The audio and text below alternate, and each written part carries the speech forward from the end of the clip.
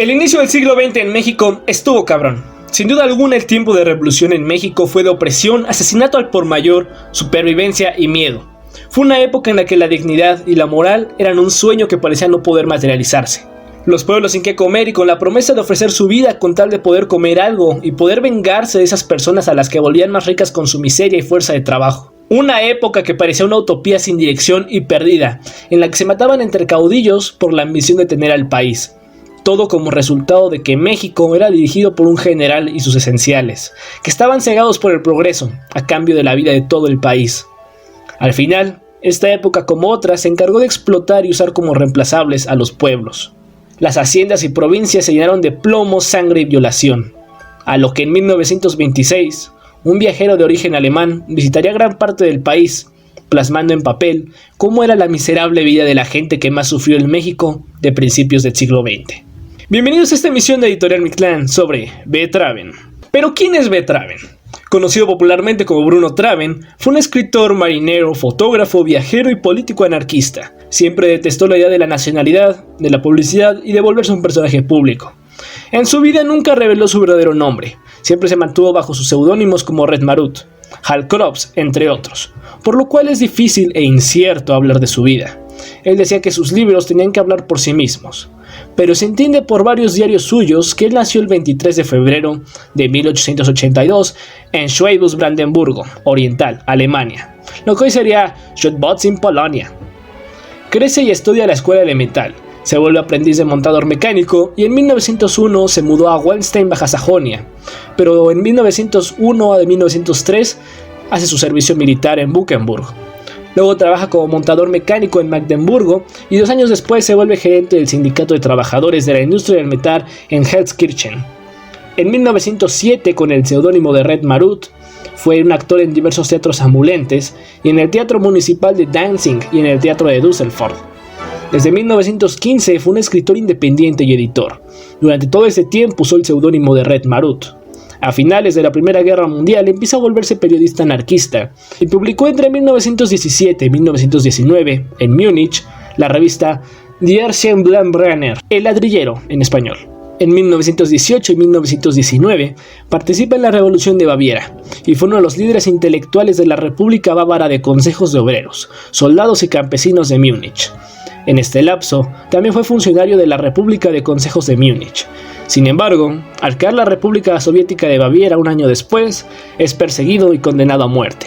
Logra escapar a Inglaterra en 1923 y decide matar su seudónimo Red Marut.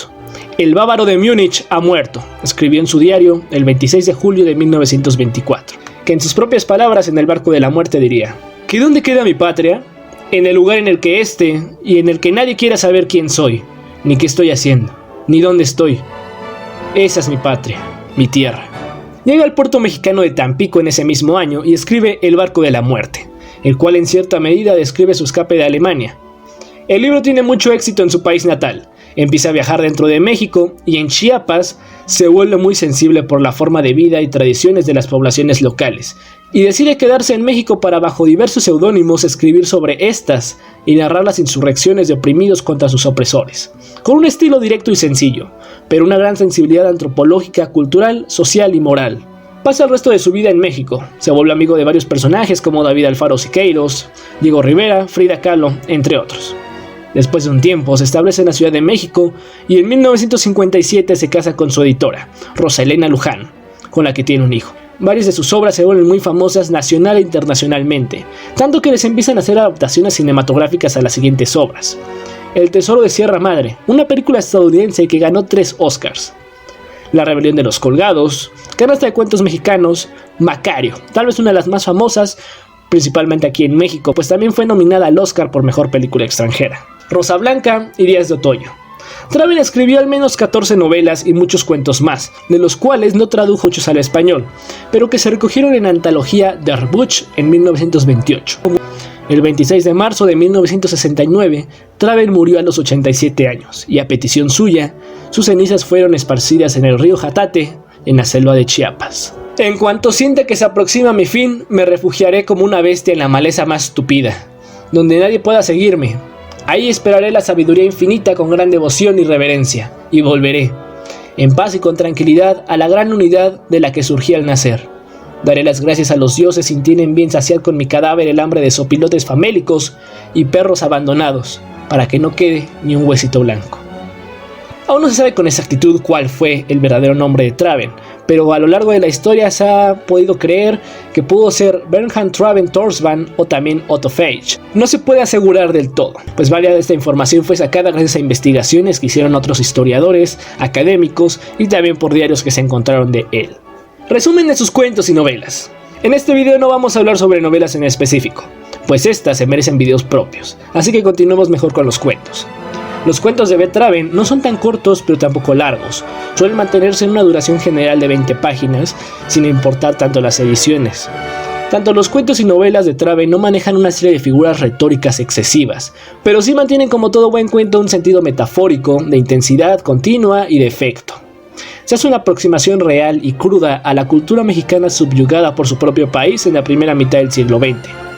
Muestra el México más grande, el más real, el más sanguinario, el que vaga a la deriva, el México que los políticos se niegan a creer y esfuerzan para esconder. Hay una afluencia de todas estas ideas de Gabriel Figueroa, de las fotos de Tina Modotti y de otros contemporáneos como Siqueiros.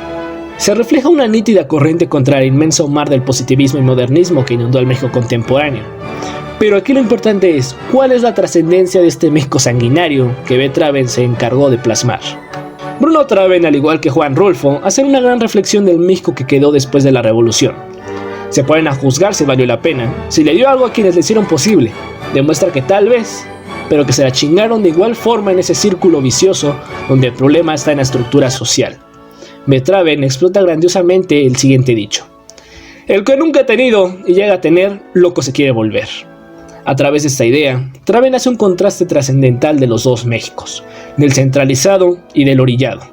Se explora el aislamiento del individuo frente a una sociedad que lo va excluyendo, mismo que provoca que en cualquier momento se junten las condiciones necesarias para que un evento relacionado con el deseo y el simbolismo haga explotar el psique del protagonista que esconde por miedo, que lo lleva a una desesperación absoluta y frustrante en la que no puede frenar su condición de vida. Se vuelve capaz de un momento para otro de destruirlo todo, para que al final, en el momento de quiebre, en silencio, el protagonista se tire y llore recluido, pues ahora es menos de lo que ya era y más de lo que jamás será, y nunca podrá salir de donde está, y ahí morirá, en la nada, y solo le queda ser ahorcado por las consecuencias que la cerrada sociedad le atribuyen sin comprender, pues hasta ellos son víctimas del agonizante remolino de miseria, en caos e impuesta para el bienestar materialista de los que matan a cambio de un falso progreso.